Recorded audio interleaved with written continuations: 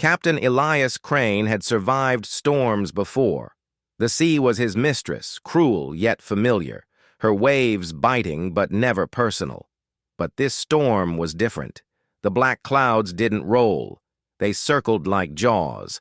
Lightning came not in streaks, but in branching nets across the sky, and when it touched the water, it clung like veins of molten silver.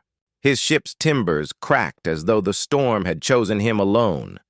And when the mast snapped, Elias felt the ocean's intent. Not nature's fury, but a will dragging him down. When he plunged into the waves, the water didn't swallow him like an endless void. It pulsed. The current throbbed, tugging his limbs with precision, dragging him not randomly but deliberately.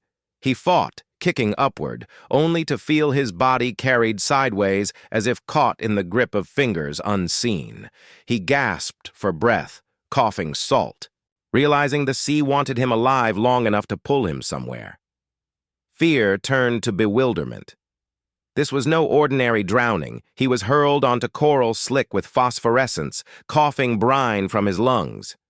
The reef glowed faintly, casting the sea into hues of sapphire and emerald. Then he saw movement, figures atop slick eel-like beasts riding the waves. They moved as though born of water itself, their silhouettes cutting sharp against the rolling crests. One peeled away from the group, diving into the water toward him with speed that defied physics. Elias scrambled back, knife clutched in his hand, salt-stained wood under him, endless water behind. The figure emerged.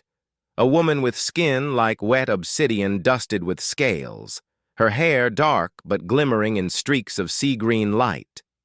Her eyes were pools that reflected currents, bright yet heavy with judgment. A long spear, carved from bone, and coral rested easily in her grip. She studied him as if considering whether to thrust or to spare. The storm raged behind her, waves rising unnaturally high and bending inward, not collapsing but encircling them both. It was as though the ocean itself had paused its wrath, waiting to see what this encounter would bring. Elias coughed once more, raising his blade shakily, but she did not strike. Instead, she leveled the spear into the water beside him, grounding it like a staff, and said words he couldn't understand. Yet their intent resonated like thunder in his bones. Behind her, the riders vanished into the deeper waves, leaving her alone with him. Elias staggered to his feet, legs trembling, as the realization struck. This was no rescue, no accident. The sea had delivered him to someone who rode its veins, someone who spoke for its will. And as he met her glowing gaze, he understood that his survival had not been luck. He had been chosen, not by her, not by chance, but by the living sea itself. She named herself Nyara of the Polari, and though her words came broken through his ears, Elias felt their weight. The sea had judged him, and it had found him unworthy. "The waters want you gone," she said, her voice low and guttural yet melodic, like waves breaking against rocks. She circled him like a predator considering prey, every step deliberate, her spear glinting with the glow of the reef. Elias bristled, his pride stirring. He was a sailor, born of oceans. No wave had bested him. Yet as he glanced around, the water curved unnaturally, every swell leaning toward him as if the tide itself awaited her command. His knife suddenly felt like a toy before a god. Still, he stood taller, refusing to bow. "If the sea wants me drowned," he rasped, "then why am I breathing?" Nyara's eyes narrowed, her scales shimmering faintly in rhythm with the waves.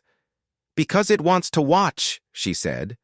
She spoke of the Polari, her people who had survived for centuries on this living ocean only by yielding to its moods. They built their lives around storms and tides, obeying the whispers of water. "Even we are punished when we defy," she warned. "You? The ocean does not know you. It will break you to see what you are." The words stung Elias, not for their threat, but their certainty. He had seen oceans as battlegrounds, things to master with ropes, sails, and iron. To hear it described as judge and executioner unsettled him more than the storm itself. Yet something in her tone was not mockery, it was fear. This alien woman, fierce and commanding, feared the very sea she served. Elias pushed back. Where I come from, the sea tests you, yes, but it doesn't think. It doesn't choose. You ride it, you fight it, you survive it. Niara looked at him as though he'd confessed heresy. Her hand gripped her spear tighter, but her expression softened with curiosity. Perhaps that is why it has not crushed you already. It wants to know if your defiance is weakness or strength. As they spoke, the ocean stirred uneasily. The waves lapped against the reef like restless dogs circling a cage. A sudden chill cut through Elias's bones, not from wind, but from something deeper, as if the water itself leaned closer to listen. Niara's gaze flicked toward the dark horizon. You cannot stand against it alone, she warned. Even I cannot. Elias tightened his grip on his knife, his sailor's heart thrumming. Then maybe it's time the sea learned it doesn't own everyone. For the first time, Niara allowed herself the faintest smirk, though it carried more sorrow than amusement. The ocean roared, and in that roar, Elias realized the sea had accepted his challenge. Determined to leave, Elias scavenged driftwood from his shattered vessel and lashed together a crude raft. His sailor's hands worked fast, muscle memory stitching knots against salt and wind. Niara watched, shaking her head. You defy it like a child kicking sand at the tide, she muttered. But Elias ignored her warnings. He had built ships from splinters before. He would master this sea the same way. The raft held, creaking as it bobbed on the glowing swells. Elias rowed with a broken spar, forcing his way against the current. At first, it felt like victory. The raft cutting forward, salt air filling his chest. But then the sea shifted. Waves didn't merely rise, they curved inward, crushing the raft from both sides. The spar splintered in his grip. The raft twisted, violently, ropes snapping like threads. In seconds, he was thrown into the current again. The water wasn't chaotic this time. It moved with intent, pulling him under, pressing him down. Elias flailed, lungs burning as though invisible hands shoved him into the abyss. Panic clawed at him until a shadow shot past, Niara diving like a spear. She gripped his arm, hauling him upward with impossible strength. They broke the surface gasping, Elias clinging to her as the current calmed. Dragged back to the reef, Elias collapsed, chest heaving. Niara loomed over him, dripping with seawater that shimmered like oil on her skin. It told you no, she said flatly, and you ignored. He spat seawater and glared. I don't take orders from a puddle. Her anger flared. But then she froze, eyes narrowing. The waves shifted again, but softer this time. They lapped gently around Elias, not crushing, but circling. He looked up, confused, and saw Niara watching him with disbelief. It listens differently to you, she whispered. For centuries, her people had bent their will to the ocean, but here was a human, reckless, defiant, surviving what should have killed him. Elias sat up, muscles aching, and grinned through his exhaustion. Maybe it just needs someone stubborn enough to argue back. For the first time, Niara didn't scold. Instead, she looked past him, at the endless water glowing faintly under the storm clouds. Her eyes softened with unease, and a flicker of hope. Together, they realized something neither had expected. The ocean wasn't simply resisting him, it was testing him. And if Elias could survive its wrath, he might become something the Polari had never seen, an equal to the living sea. Night fell like ink spilled across the horizon, the reef glowing faintly beneath the shifting tides. Elias tried to rest, but the sea never slept. It pulsed, whispered, and sang with sounds that weren't merely water on stone. At first he thought it was the wind, but then he noticed. The rhythm matched his own heartbeat. The ocean was listening. He sat up, unnerved, his eyes tracing the dark crests where Nyara stood, staring into the black water. She hadn't moved. In hours, Nyara finally spoke, voice like a blade scraping stone. It watches you. That is not a gift. It is a sentence. She told him of the storm child, a spirit born whenever the ocean claimed a life too stubborn to release. It was said to crawl from the depths, half wave, half flesh, testing those who defied the water's will. It will come for you, she warned. Her eyes, usually fierce, betrayed something Elias hadn't seen before, fear. Elias shook his head, unwilling to bend. Then let it come. I've stared down storms before. Nyara stepped closer, her spear gleaming faintly in the reef light. You don't understand. The storm child doesn't kill quickly. It drowns you again and again until your soul forgets how to breathe. Elias stiffened, his jaw tightening. Then I'll keep remembering. For the first time, she laughed. A short, bitter laugh that vanished as quickly as it came. Thud, water around the reef stirred. A ripple moved against the tide, unnatural and deliberate, circling them. Elias grabbed his knife, but Nyara raised her spear, her body taut with readiness. It is here. The ripple grew into a crest, and from it rose a figure. No man, no beast, but a body made of swirling foam and crackling lightning. Its face shifted constantly, sometimes a sailor's, sometimes a drowned child's, sometimes no face at all. The Fae.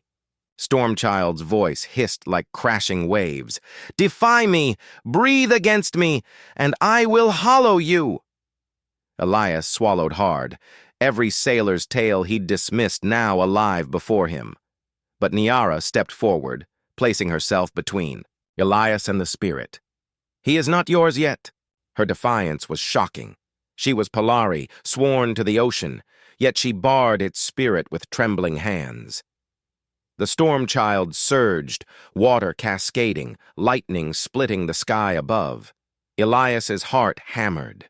Every instinct screamed to flee, but he forced himself to stand tall. If you want me, he shouted, his voice cutting through the storm, you'll have to drown me 1,000 times, and I'll still rise.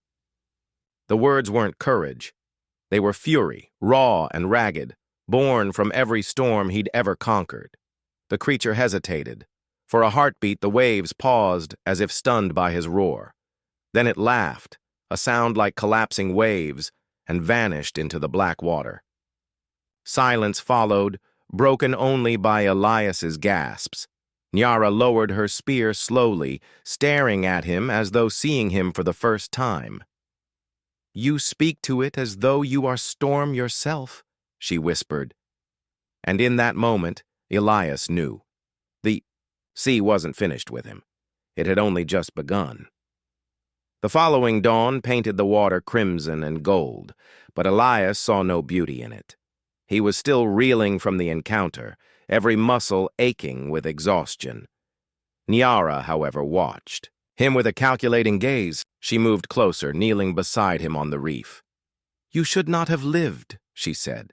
Even our strongest drown when the storm child calls. Why are you still here? Elias exhaled, staring at the horizon.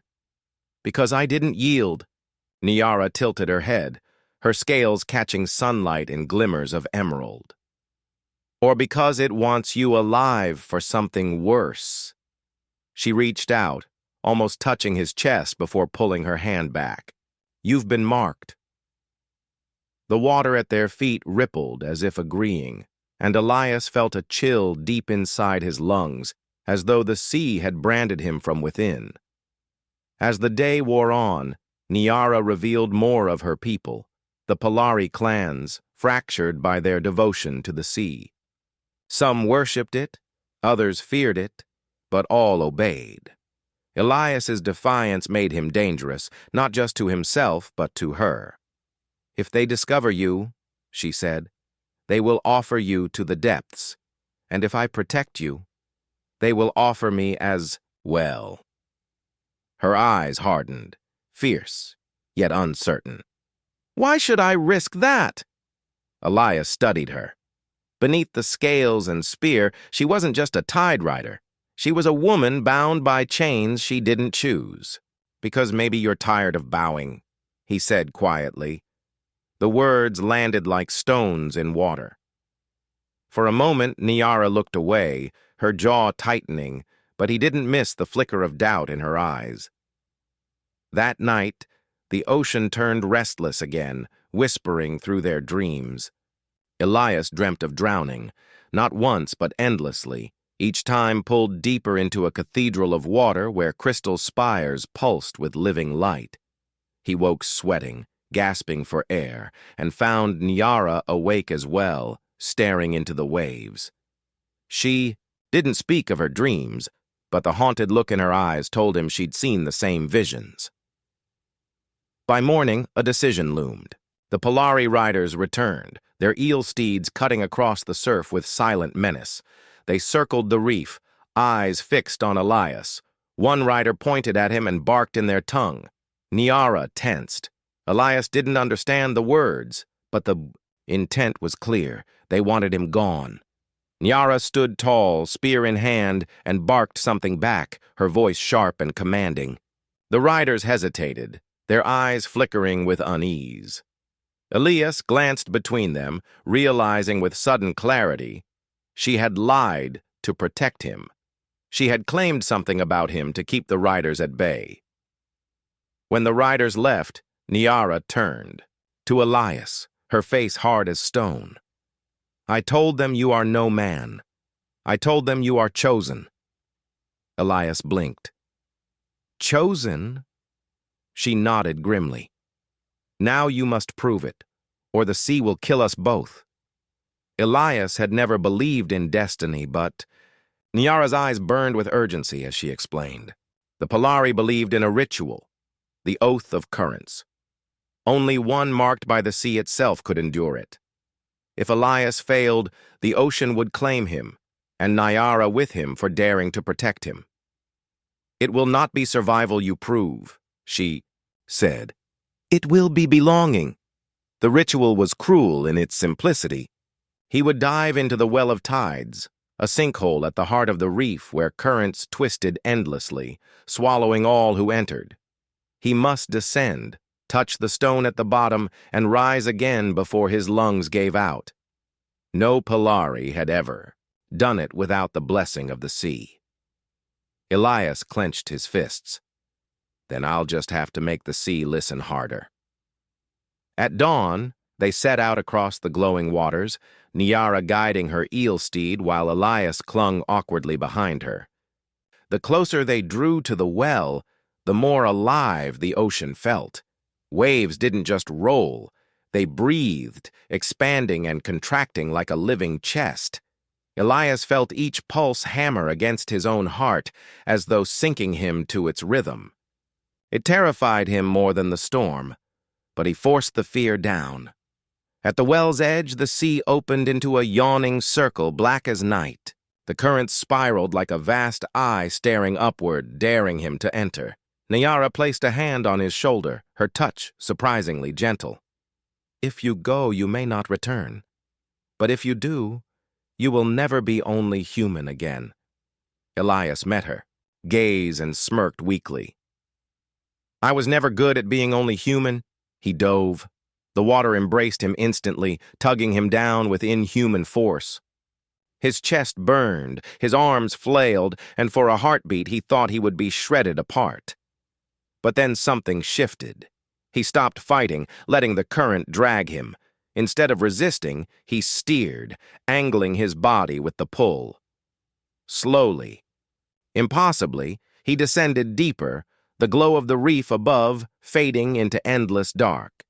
At the bottom, he touched the stone, smooth, cold, and humming with energy that seeped into his bones.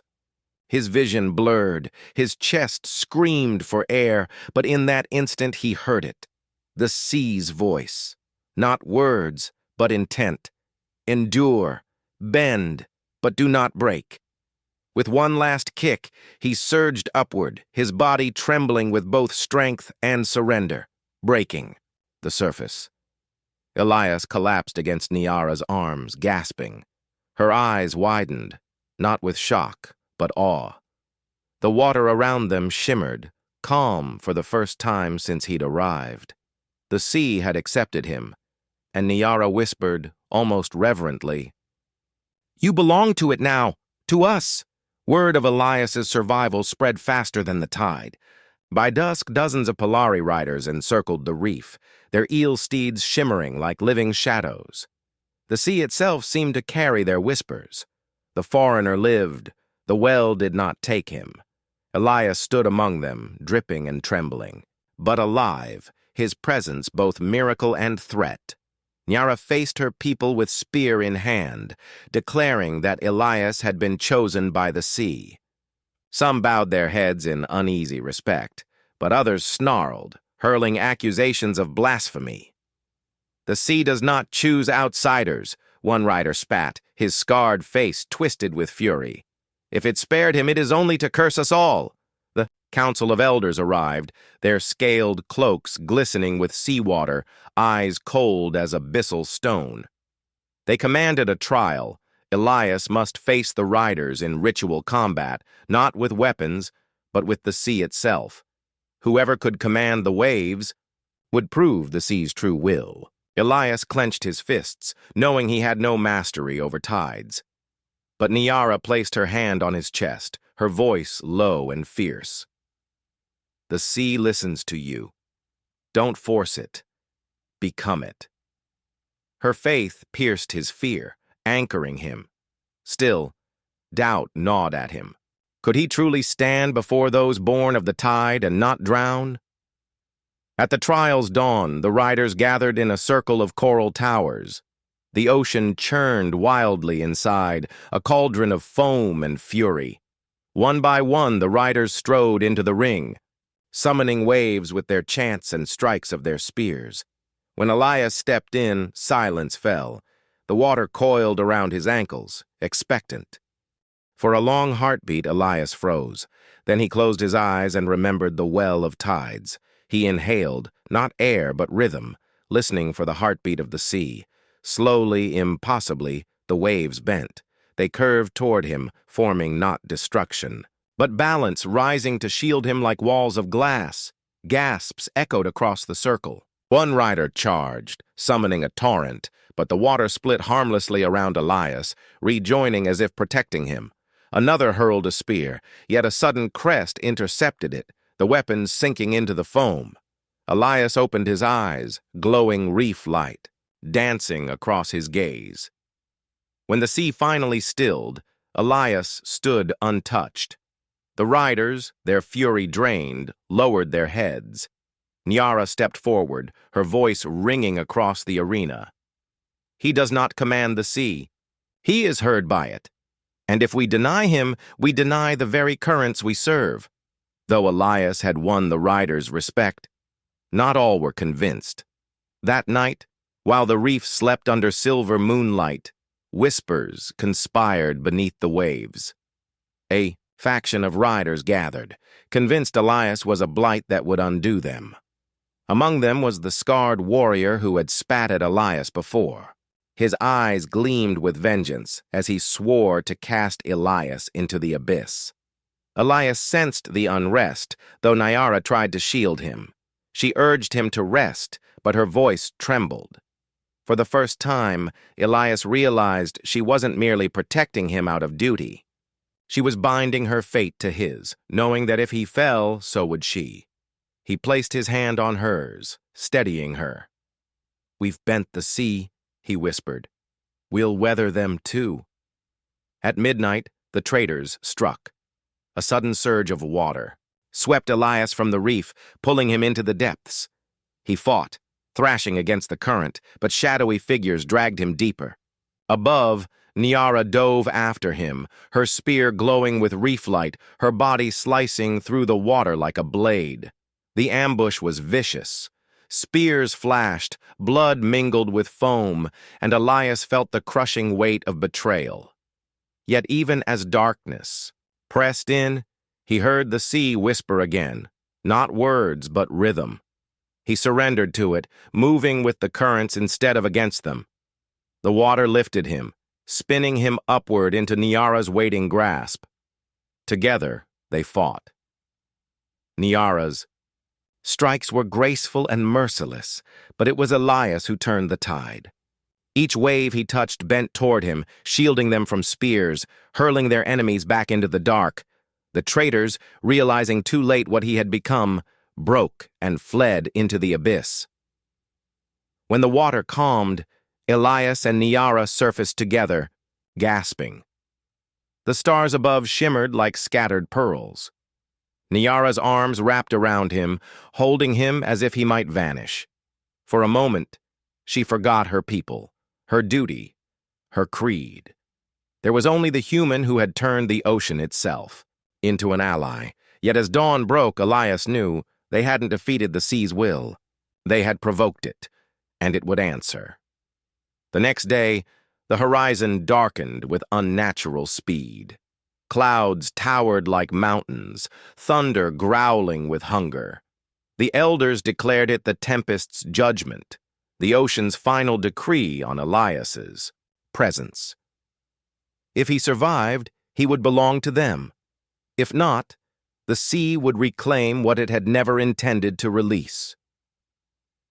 The Polari prepared their city for annihilation, tethering their eel steeds and chanting prayers. Elias stood beside Niara, watching the storm swell. Lightning laced the sky, striking so close the air smelled of burning salt. Fear gnawed at him, but Niara's hand slid into his, firm and warm. "The sea brought us together," she said. "Now we answer it together." The storm hit like a living beast, waves rising taller than cliffs. The Polari scattered, their chants lost in the roar.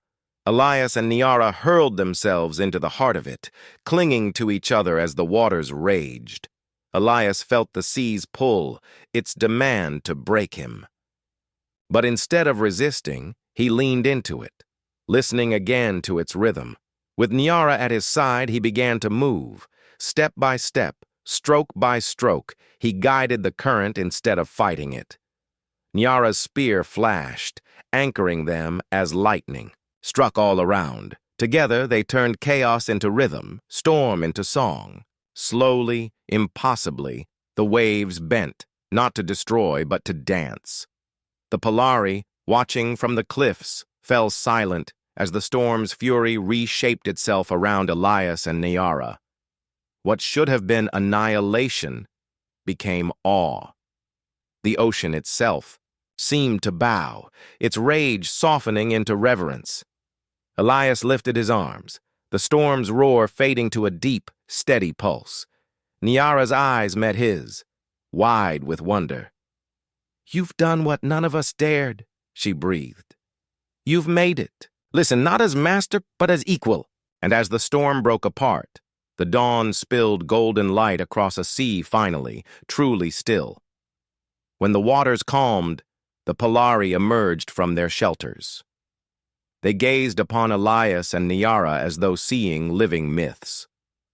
The elders bowed, their scaled cloaks heavy with surrender. "The sea has spoken," they said, "and it has chosen not just him, but both of you." Elias, breathless and shaking, stared at the ocean stretching endlessly before him. He had come here as a broken sailor, a castaway, a man drowning in his own insignificance. Now the sea itself had claimed him, reshaping him into something both human and more. And beside him stood Niara, not his captor, not his enemy, but his partner, bound by tide and trial. The Polari crowned him not with jewels, but with the rhythm of the waves. Together he and Niara stood before their people, not as rulers, but as bridges, human and Polari, storm and calm, defiance and surrender. The clan swore fealty not just to the sea, but to the unity it had demanded. As weeks turned to months, Elias and Niara forged something greater than survival. They rebuilt the fractured clans, teaching them not only to worship the ocean, but to listen, to shape its fury into song. The reefs bloomed brighter, the storms grew gentler, and the Polari spoke of a new age, an age of balance. Yet beneath the calm, Elias knew the sea would never be fully tamed. It whispered still, challenging him in every tide, and he welcomed it, for the ocean's voice was no longer threat but companion. On a dawn unlike any other, Elias stood with Niara at the edge of the reef, watching the sun bleed across the horizon. She leaned close, her voice soft as the tide. Once, the sea tried to drown you. Now it carries you. Elias smiled faintly, the waves lapping at his feet. No, he murmured. We carry each other. And as the ocean shimmered like glass, beneath them the human castaway and the alien tide rider stepped forward, not as survivors but as legends, forever etched into the living song of the sea.